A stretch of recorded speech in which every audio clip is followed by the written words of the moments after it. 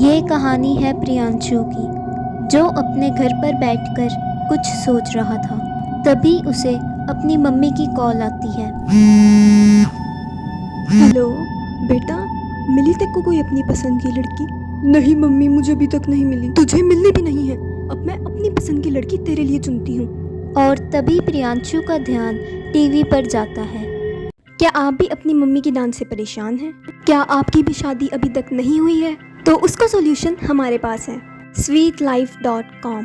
यहाँ आप ढूंढ सकते हैं अपने लाइफ पार्टनर को और बना सकते हैं अपनी लाइफ को स्वीट। तो आज ही रजिस्टर करें sweetlife.com पे। अपनी शादी से परेशान प्रियांशु भी sweetlife.com पर रजिस्टर कर देता है। अगली सुबह प्रियांशु उसी वेबसाइट पर जाकर चेक करता है तो उसका मैच एक लीज़ा नाम की लड़की से होता है और वो लीज़ा से ऑनलाइन बात करनी शुरू करता है। कुछ दिन ऑनलाइन बात करने के बाद वो दोनों एक कैफ़े में मिलते हैं और वो दोनों एक दूसरे को पहली नज़र में ही पसंद कर लेते हैं। उस दिन के बाद से वो दोनों अक्सर एक दूसरे से मिलना शुरू कर देते हैं। उन्हें साथ में घूमना बहुत पसंद था और वो बहुत सारी ट्रिप्स पर भी जाते हैं। प्रियांशु लीज़ा को प्रपोज कर देता है और फाइनली वो दोनों शादी करने का सोच लेते हैं। इस काली अंधेरी रात में प्रियांशु, जो अपने घर पर बैठकर बारिश का मज़ा लेते हुए अपनी शादी होने का जश्न मना रहा था, तभी उसके घर का दरवाज़ा खुलता है। लीज़ा शादी के जोड़े में घर के दरवाजे पर खड़ी हुई थी और लीज़ा के हाथ में एक चाकू भी था। ये क्या लीज़ा, तुम्हारे हाथों में ये चाकू क्यों है? और तुम ये शादी के जोड़े में क्या कर रही हो? शादी तो तब होगी जब तुम बचोगे।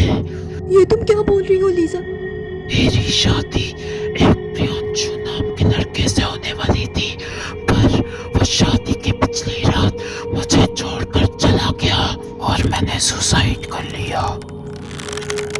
इसीलिए मैं प्रियांशु नाम के सभी लड़कों को शादी के पिछले दिन मार दूंगी और अब तुम्हारी बारी। नहीं नहीं नहीं लीज़ा, मुझे छोड़ दो प्लीज। तुम्हें मरना होगा।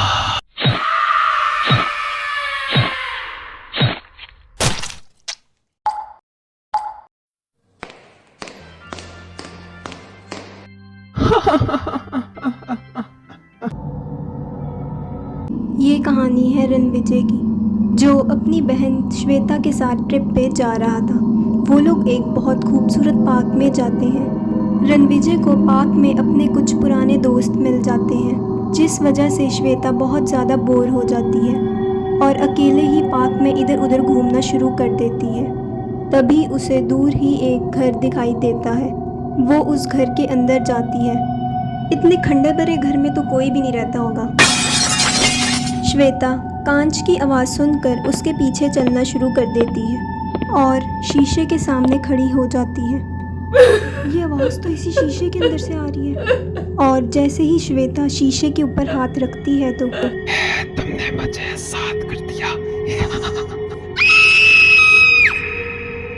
रणविजय श्वेता की चीख को सुनकर उसके पीछे दौड़ता हुआ आता है। श्वेता, क्या हुआ तुम्हें? कुछ नहीं भैया, सब कुछ तो ठीक है। पर रणविजय को नहीं पता था कि वो अपने साथ किसको लेके जा रहा है। रात को रणविजय अपने घर पर सो रहा था।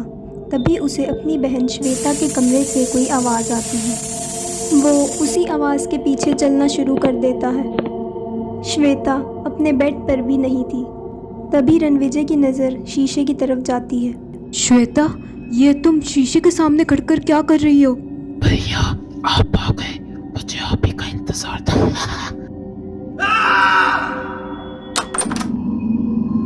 ये श्वेता को क्या हो गया? ये इतनी अजीब हरकतें क्यों कर रही है? दरवाजा खोलो, मैंने कहा दरवाजा खोलो, भैया दरवाजा खोलो। रणविजय ये सब देखकर बहुत ज़्यादा परेशान हो जाता है। ये मेरी बहन को क्या हो गया? जब से वो पार्क से वापस आई है तब से वो अजीब सी लग रही है। मुझे तो लगता है पार्क में जोन से वो घर में गई थी, वहीं पे कोई प्रॉब्लम है। लगता है मुझे वहीं जाना होगा। रणविजय रात को उस घर की तलाश में निकल पड़ता है। चलते चलते दूर ही उसे वो घर दिखाई दे जाता है। घर के अंदर बहुत ढूंढने पर भी उसे कुछ भी नहीं मिलता। तभी उसे ऊपर के कमरे से अपनी बहन के रोने की आवाज़ आती है। ये क्या? ये आवाज़ शीशे से कैसे आ रही है? जब रणविजय उस शीशे को हाथ लगाता है तो वो उसी के अंदर चला जाता है। क्या? मैं शीशे के अंदर कैसे आ गया? ये कैसे हो सकता है? भैया भैया मुझे बचा लो, वो रूपाली सबको मार देगी। कौन मार देगी तुम्हें श्वेता? ये रूपाली कौन है?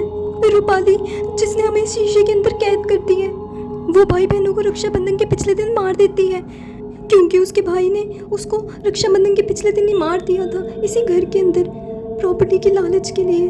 उसके भाई ने उसे इसी शीशे के सामने ही मारा था, इसलिए उसकी आत्मा तब से इस शीशे के अंदर ही कैद है। और वो भाई बहनों को ढूंढ के मार देती है और वो अब हमें भी मार देगी।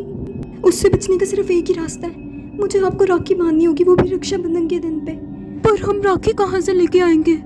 नहीं, मैंने आपके लिए राखी खरीद ली थी। घड़ी में 2 बज चुके थे और रक्षाबंधन का त्योहार शुरू हो चुका था, इसलिए श्वेता रणविजय को राखी बांधकर उस शीशे से बाहर आ जाती है और रूपाली की आत्मा को भी शांति मिल जाती है। इसी तरह रणविजय और श्वेता दोनों एक खुशहाल जिंदगी फिर से जीना शुरू।